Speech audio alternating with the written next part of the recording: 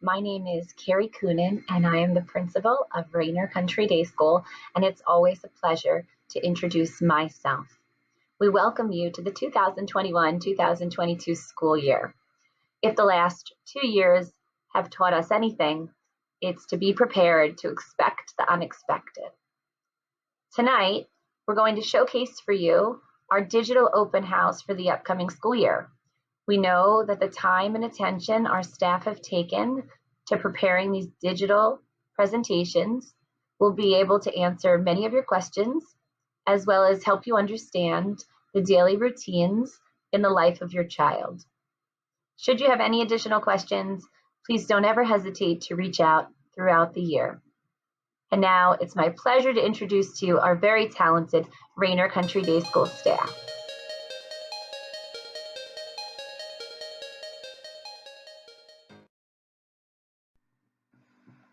Hello, I'm Elaine Marshall and welcome to my first grade open house. This package of information was sent home in your child's folder today, so you can keep it handy for reference about some of the things that I'm talking about in this video. If you have any questions, please use my email, elainemarshall@raynorcountrydayschool.com, or you can write a note in your child's agenda. That is actually what I see very first thing in the morning. As soon as your child walks in, he or she takes out their spelling notebook, their homework folder, and their agenda, puts it on their desk, and I open that immediately. So I'm actually going to see that before I see anything else. I don't open emails until a little bit later in the day when the kids are off in a special somewhere. So it would be really great to use that agenda as often as you wish. All right. I have a little friend here attached to my hand. This is Jedediah. Jed is a western hognose snake, so-called because he has a little turned up nose, a scale there. It's a hard scale that helps him burrow and dig.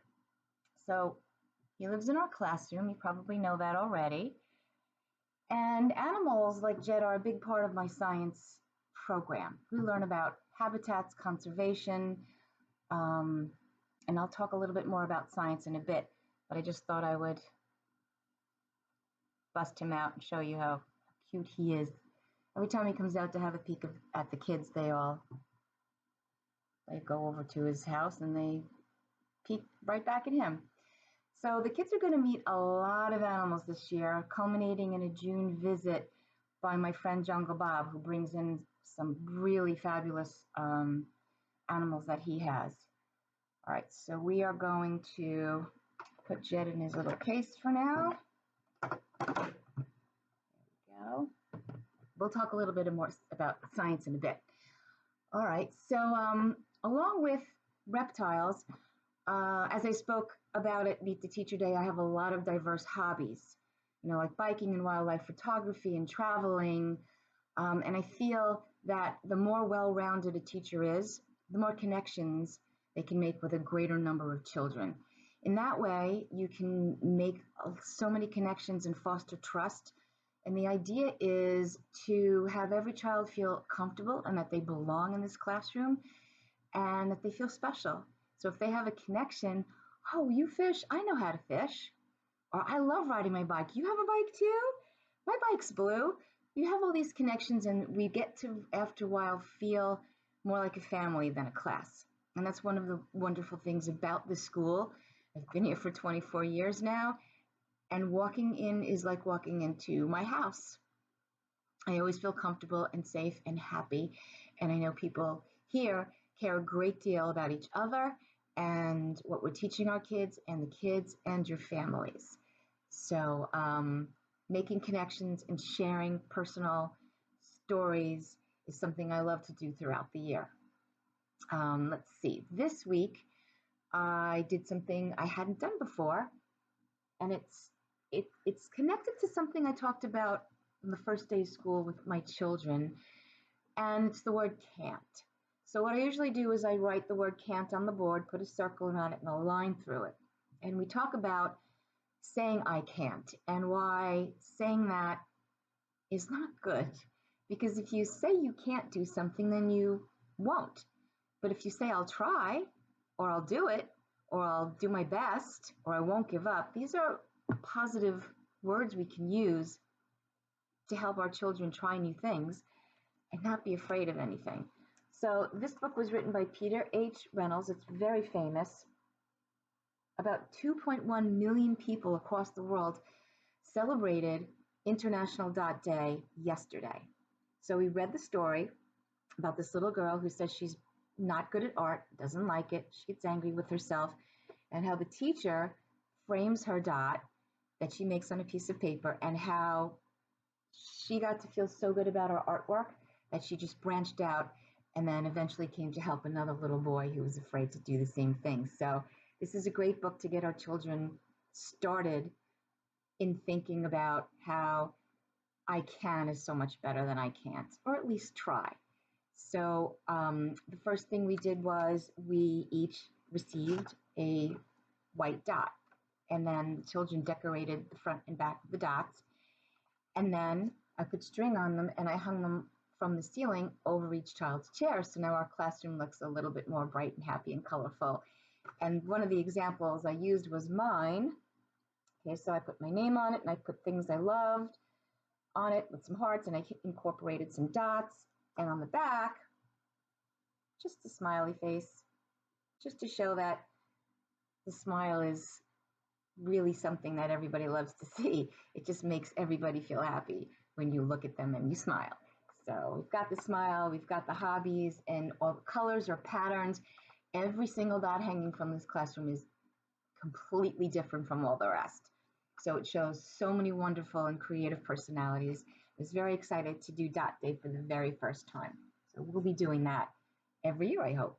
And later on in the day, we went outside to the patio by the bus loop, and the children received a piece of paper with a frame on it, and they made one single dot, just like the character in the book did. And then from that dot, they created something out of it.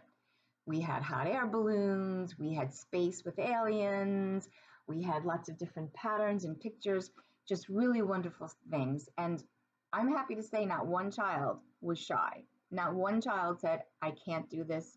Not one child said, I'm no good at art. They just jumped right in and did it. So I don't think we're going to have a problem with children who are not confident. I see a lot of confidence already, so that's a wonderful thing. All right, so that was just something special we did the first couple of days of school. So my basic curriculum we're going to talk about is, I'll start with the LA because that's a huge part of the day. It's actually all morning. So what I use for reading is a program called Better Than Basil. When I was a kid, we got these Basil readers, and every kid in the class got the same book. And they were books like Tip and Mittens, and there was a dog and a puppy, and this is Tip. See Tip, run, Tip, run. And it was just basic sight words. There was no good storyline, no great characters. The illustrations were basic. Did I learn to read? Yes, of course I did, and I was actually a very good reader. But we know that children learn much better when they have language-rich experiences with wonderful illustrations, with stories that they can make connections to. So the Better Than Basil reading program was developed by a teacher.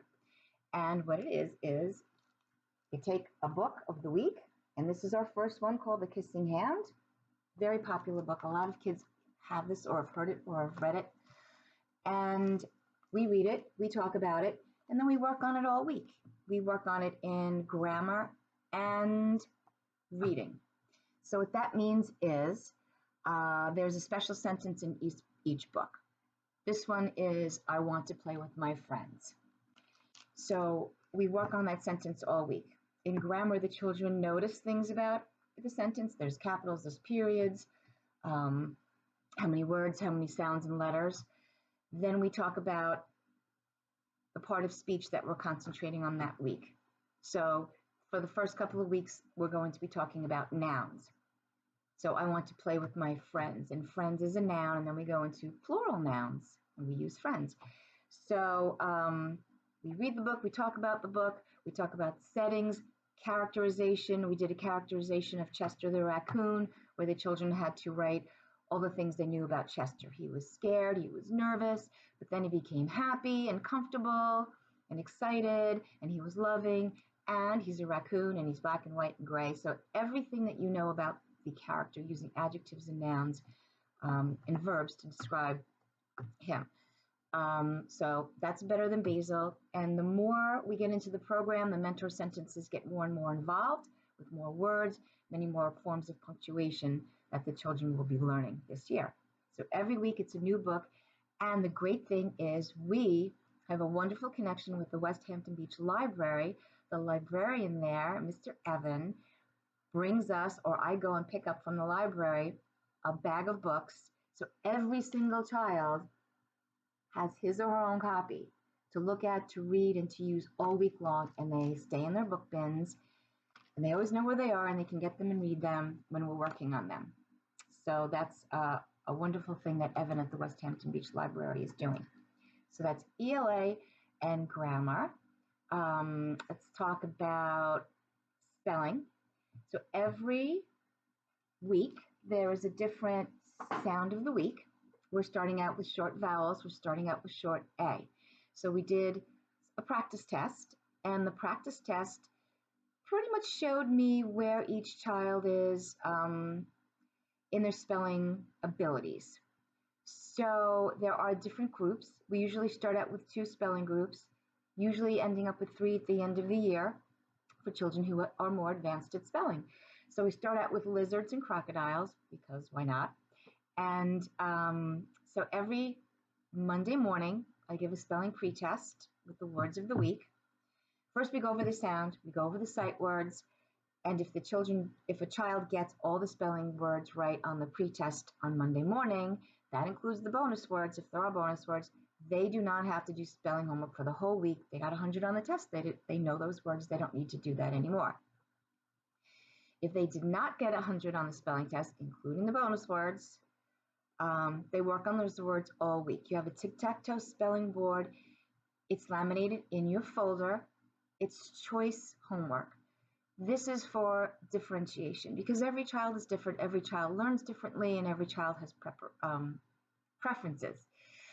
So if your child likes to do 3 times each, do 3 times each. If he likes to write sentences, they write sentences. If she likes to do bubbles or dots or rainbow words, whatever your child is comfortable with and can actually learn the words, that is fine with me. ABC order. We'll be going over all of that. So on Monday's pretest, Monday, Tuesday, Wednesday evening, choose a tic-tac-toe spelling choice to be done in the spelling notebook. Comes in the morning and I check it. On Thursdays, they don't have to do a tic-tac-toe choice. Remember, it's 3, like 3 in a row, but you don't have to go 3 in a row. The child can just choose around the board what they want to do. Thursday evening, in the spelling book, you take a practice test. You say the word. You can use it in a sentence. Let's say the word is snake. Snake. The snake has scales. Snake. And you can also separate the sounds, because that's how we learn to read and spell better. Snake. And then the child also does that and can get down one sound at a time. And for some spellers, it's just easier to delineate each sound. And then so Thursday night, pre-test from you, practice test. Friday morning, I give the test again, so that it's doing words 3 times in 1 week. I grade them and send them home, and we see how we're doing. So that's spelling. Let's see, what are we up to? Guided reading. So this is still talking about the ELA program. So for guided reading, the children are grouped in small groups, and there are leveled readers that match to our sight words of the week. So every Monday morning, we're introduced to new sight words. This week we had jump, not, and up. So in the leveled readers, when they read those books, in the book somewhere would be the words jump, not, and up. So the readers are usually a little bit below level, on level, and above level. So I can reach every child. So like when I was a kid, we all read the same books, but not anymore. The child should not be bored by reading a book that is below his or her level, but they shouldn't be frustrated by reading a book that they absolutely are not prepared to read yet. So we have a small group that we sit with together, and it's teacher led. That's what guided is, of course. So we read the book together. Sometimes I'll read it through to show them, or we alternate sentences, or each child will get their own page to read. It depends on the group and how the children are coming along with their reading. And then we go over our reading strategies. I have my strategies across the board on laminated papers with animals. For instance, stretchy snake. Stretchy snake tells you to stretch your sounds. Sometimes we use a rubber band as a visual, because if you're trying to sound out a word, like let's say hand, and you go ha ha ha and you just keep doing that, you're not going to come up with the word. So if you stretch it out slowly, it blends better. So we tell the kids to stretch their sounds. So we have lips the fish, we have eagle eye, use your illustrations. We have stretchy snake, we have chunky monkey, chunk the words, put them in chunks or syllables that you can take apart and then put back together. Try and lion, try it again, don't give up. Flippy dolphin, flip the vowel. Instead of lick, it might be like. And then there's Skippy frog. If word doesn't make sense to you, skip it, read the rest of the sentence, and use the meaning to go back and figure out the word. That's a very advanced strategy. But I show them all at the beginning of the school year, and then I concentrate on them constantly throughout the guided reading program. And you also should do that at home when you're reading out loud with your child. Which brings us to the reading log. So I'm using a different reading log this year. It gives the children an opportunity to also form an opinion about the book. Color in how many stars you think this book gets. So they can read, it says 20 minutes a night. For some of you, 20 minutes might be a stretch. It might be late, they're tired, you might be able to get 5 minutes out of them. That's great. So do whatever you can do, but they should be reading all the time. They should be reading on holidays, on weekends, any kind of relaxing time. Seeing you read a book is great too. So the reading log gets filled out every night, initialed in the folder. I'll check that on Fridays, send that home. I like to see what they're reading, how much they're reading, what they like to read. So then I can find books for them in my classroom library that I can put in their book bins, so that makes a nice connection. I use the reading log to learn more about your child's abilities and what they really like, what they're interested in. So also going along with the ELA program, of course, is writing. So we start out with personal narratives, because what does a child know most about but himself or herself? So we draw the picture first, and then we write about it. Something you did, something that happened to you. So we'll be doing that most of the year. We often go out for writing every single day. So no matter if I post pictures or not, or if the children are coming home and telling you they are or not, we are going out for writing every day. I love to be outside in the fresh air writing. I think it gives us extra creativity, and memories come storming back in, and of course all the fresh air. So writing is usually outside, along with other things that we do outside. Along with personal narratives, we'll be covering how-tos, a list of things. The children become teachers. They tell you how to do something. I like doing reports. They get to choose an animal and do a special report on an animal that they really like or know a lot about. So we'll be doing that. Our autobiographies are written every year. The autobiographies just slay me. I think they're the best when they say, this is my life, and, all 5 or 6 years of life and all the fabulous things they've done. So we're getting to autobiographies too. And that's also ability based. Whatever the child is capable of putting down on the paper, that is what they do. Let's see. And that brings me up to social studies. The social studies program is really, really age-based. Every Monday I use Scholastic News, and one already went home in your child's backpack from Tuesday. So that was about belonging in a classroom, how we're all special. And this one is called Friends Feel Good. So this, of course, is going to be about friendship. So it's very much based on, first graders. This is number one. This is the first grade Scholastic News.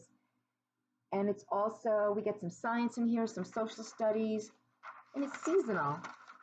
So they learn about fall, they do holidays in December, and it's a really great way to learn about the world in a really in a peaceful way. So Scholastic News is great when we went remote, especially because everything was online, and I still use that online component. So every Tuesday afternoon, I use the smartboard, and we find a video that goes along with the newspaper. So then after the video, we talk about the video, then we go into the newspaper, we read it, we do the activity on the back, and sometimes there's a game that I can do that's connected with what we've just covered. And other times I use other activities that come connected on the online experience. So they can do some writing and some coloring and some drawing pictures, usually about themselves and about their opinions about what we just learned. So we do Scholastic News usually every Monday. On Tuesdays, we do something else. On Tuesdays, it's also seasonal. We're starting out with, believe it or not, colonialism. Now, that's a big word for first grade, but I think it's important for them to learn about how far we've come, like where we were back in the day with one-room schoolhouses to here we are with all this technology, cameras and smart boards and things in our classroom and iPads and all of that. So I have a book I use every year that shows how things used to be for children, and they're generally shocked by what the classrooms look like and what the teachers did and how the children, what was expected of the children. So every Tuesday, we'll do something topical like that, something seasonal, something in a unit of my creation. We go into holidays around the world, and we'll go into countries and continents and things like that. Also from BOCES, you picked up a book called Maps, Globes, and Graphs. We go through that book, and that will be finished by the end of the year. And it's following directions and learning the directions like north, south, east, and west, and left and right, and positioning, and also a little bit more about maps and globes and graphs. So they like that book because there's a lot of coloring and drawings they can do in that book that's completely on their level. Let's talk about math. Okay, so we do math lesson every single day.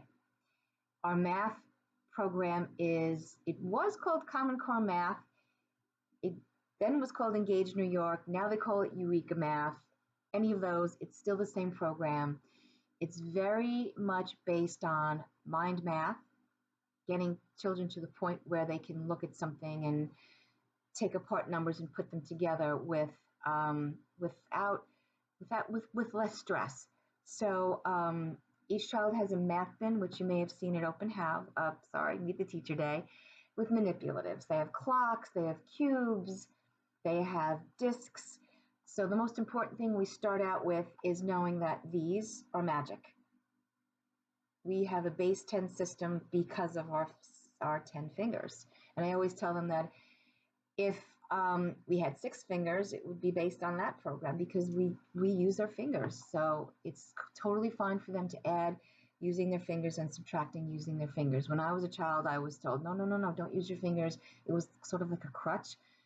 But it's based on 10, use your fingers, use your manipulatives. We use a lot of number bonds, the whole number, the part, and the part. So we add these two together, we get this one. We take this one and we take this one away and we get that one. So lots of number bonds, lots of adding and subtracting using number bonds, number sentences, and our math manipulatives. So I do sprints and number bond dashes for facts. The most important thing is facts to 10 at the beginning of the school year, adding and subtracting with numbers up to 10. And then we go up to 20 and further as far as we can get. So that's how we start. So we do a math lesson every day. It could be with games, manipulatives. It could be with a sprint or a number bond dash. You've seen these already. They've been in homework for you to see what we've done in class, or maybe for homework.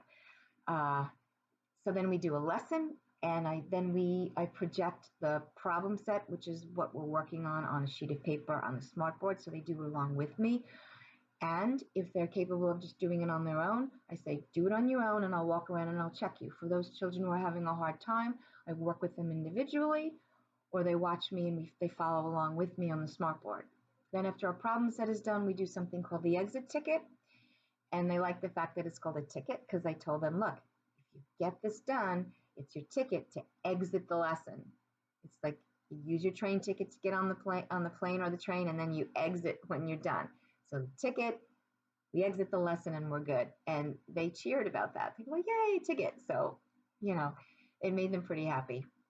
So that's our math program. There will be math tests. They're tricky. I've changed them around from year to year to meet the needs of what I think the children should be tested on. So that's very much teacher guided. Once again, the test is projected up on the smartboard, and I take them through every single problem and help them through it. And it's a lot of drawing. Read the problem, draw it, write about it, show your numbers. And then at the end of the year, we're doing time and shapes and geometry and graphing and things like that, which they find more fun in a way, because once again, it gets back to pictures and hands-on things. So we end up that way in June because it's just a fun and exciting way to finish our year. So I'm going to get back to talking about science, my favorite. So this is my 24th year here, and I believe we started doing a science fair the second or third year I was here. So I direct the school science fair. It's in March, and it's never too early to start doing your science fair projects. So let me know if I can help you with that. Our science fair winners, first place from each grade, kindergarten through sixth, gets to participate in the Brookhaven National Lab Science Fair. And I've been a judge there for over 20 years. Sometimes we judge as many as 600 projects. So we're still involved with that. And we have several first place banners hanging in our gymnasium that make me very, very proud. And usually every year we win either a banner or at least one honorable mention or more. So our science program is fabulous here. So once again, going back to Jed the Snake, I start with animal groups. Well, actually, no, let's back up a little bit. We start with the 5 senses. So I tell the children that the 5 senses give them information about the world around them.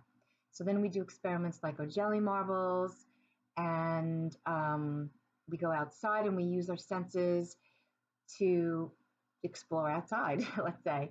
Then after that, I go into animal groups: reptiles, amphibians, mammals, birds, invertebrates, and we have a lot of animals visiting as we learn about those.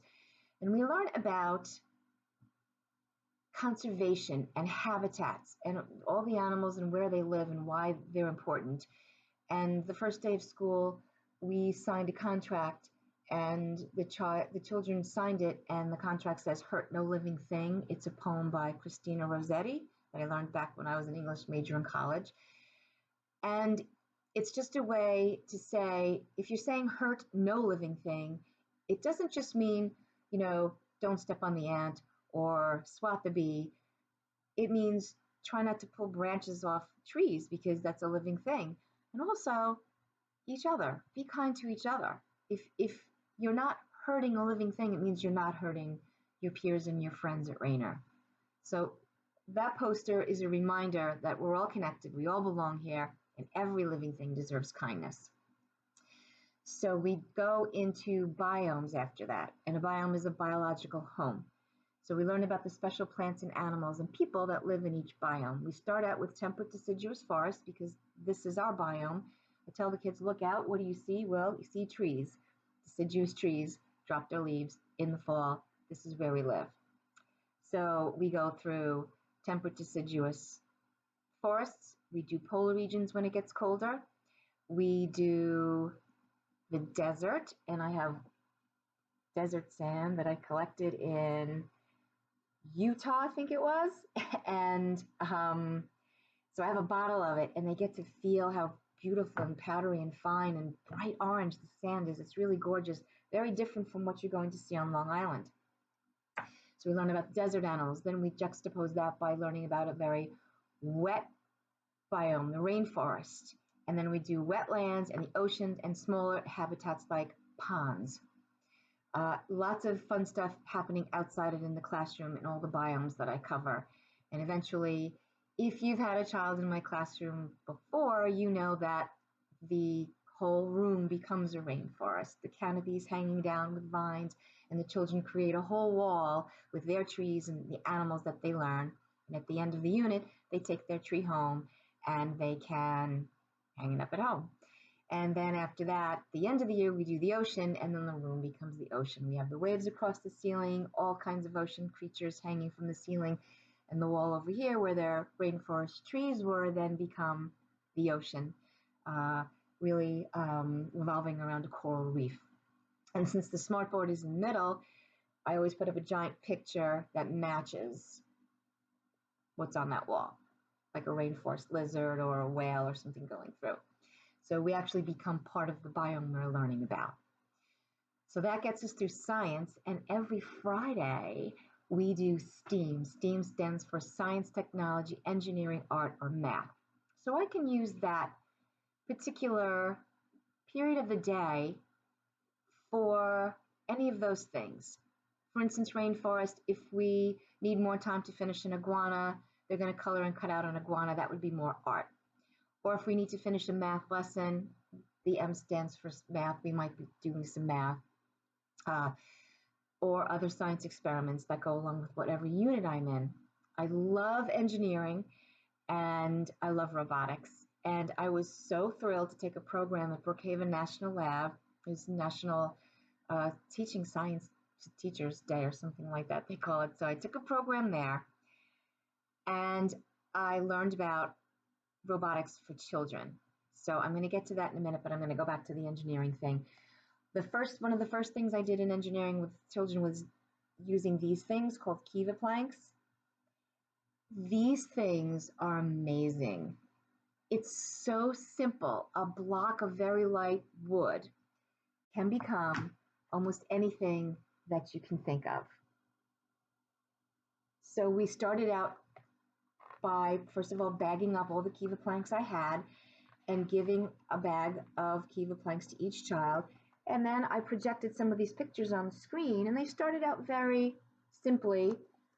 I put this on a Google Classroom. If you haven't become part of Google Classroom yet, I highly suggest that, because that's where my photos and videos end up. And they'll be getting more and more complicated as the year goes on. And recess, rainy days, very snowy, or just not the kind of day where they're going to go out for recess, they can take their kiva planks and they can create anything. They can look at some type of photo, or they can just do whatever they want. And they come up with some amazing things. One year, I had a little girl on her desk, out of kiva planks, create a movie theater. She had the screen, she had all the rows of seats, she had the walls around it. It was remarkable. It was really, really wonderful to see where their minds go when you give them something very basic and simple, like a dot or a kiva plank. I was really thrilled to learn about robots at the Brookhaven National Lab Teacher Day. And so I decided to teach my children how to code. This is a very important thing in computers these days, I hear. So what they do is they take a basic set of markers, chisel tips, 1/4 of an inch wide, blue, black, green, and red, and they create a path. Path should look something like that. And they learn codes. Each one of these color codes is already programmed into the Ozobot. The Ozobot can read these codes, and the code that the child creates will tell their Ozobot what to do. So each child will have their own Ozobot, and they will get the codes on 2 laminated sheets that they can write. This is not that easy. I've done a lot of paths, and these are some of my paths. So I understand that pencil grips are still being managed, and for some children, it's not that easy. So you can give them graph paper. The graph paper is the same width as the chiseled tip of the marker. So they can just draw their lines on the path and color in each square when they want to make a different code for their Ozobot. So I'm going to show you, we start out very basically. I show them how to turn them on, how to calibrate them, and how just to follow a basic black path before we even get anywhere into creating their own paths like I have. So we're weeks away from doing this. So this is a path that I've made, and this is what an Ozobot looks like without a skin on it. Right? Turn them off. So there's different covers you can put on it. That's a basic black one, and we have white ones and yellow ones. This one's really cool. This is a racer. Isn't that cute? This is the skin on the Ozobot. So I'm going to try to show you what he does on my path. So it's going to read the codes, flash the colors, and then do what the code tells it to do.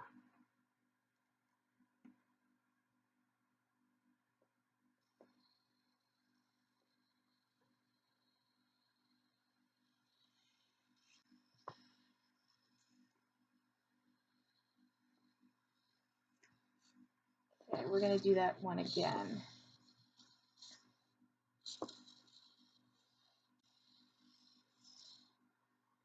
I don't know if you can see that. Let's do that again.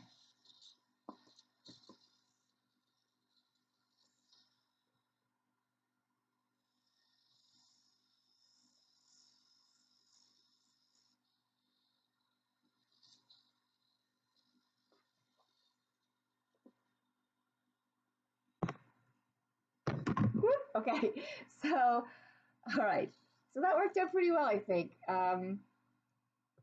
So the one where it's spinning around, that code is for tornado.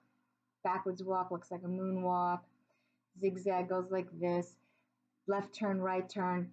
Turbo, they go really fast. Snail, they're really slow. So they love Ozobots. I love Ozobots. They're for ages 5 and up. So that puts us right in the ballpark. So I could use at least 2 more.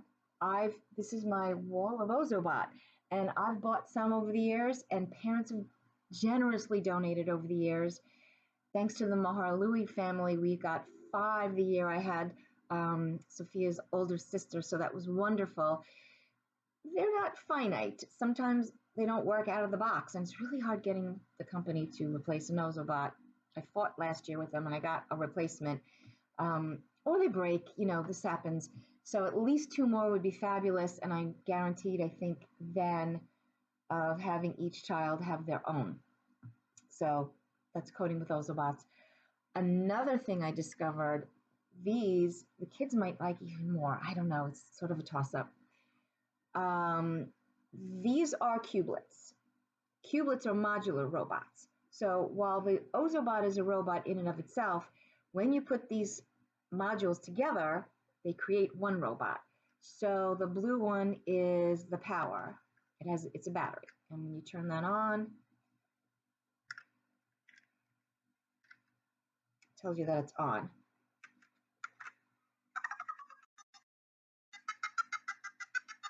So this one is the sensor.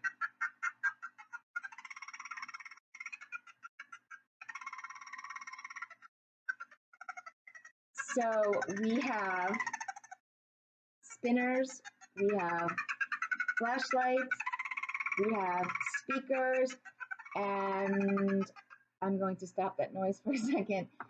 We have wheels called the driver one. So this, if I put the wheels on it, it would actually move along using the sensor and light up and make sounds. And there's many, many different colors, and each one does a different thing. So the kids just really just snap them all together and see what they can create. And then after a while, they figure out what each cube does. I don't tell them. I just put them out and I say, figure it out. And somebody always says, oh, this one makes it go. This one you can use with your hand. That one lights up. This one makes it spin. This one's going to make it go. The green one doesn't do anything at all. It just stabilizes the robot. If it becomes top heavy, you can put the green one here and then it won't fall over.